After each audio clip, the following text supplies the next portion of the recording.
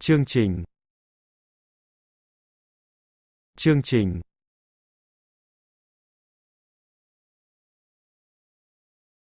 Màn hình. Màn hình.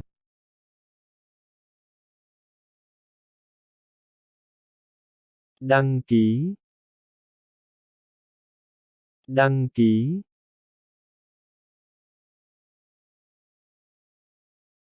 Điện thoại thông minh. Điện thoại thông minh.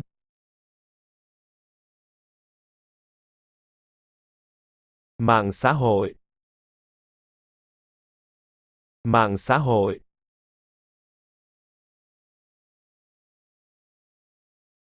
Phần mềm. Phần mềm.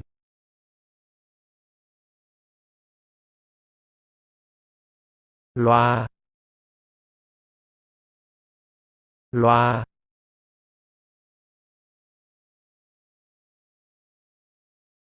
Hệ thống. Hệ thống.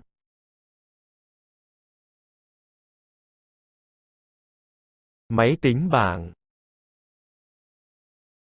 Máy tính bảng.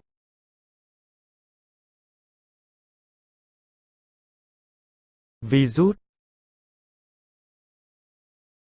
Virus.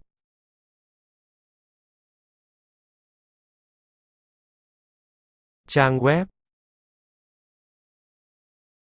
Trang web.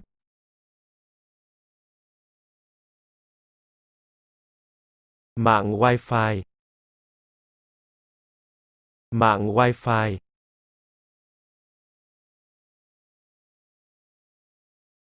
Không dây. Không dây.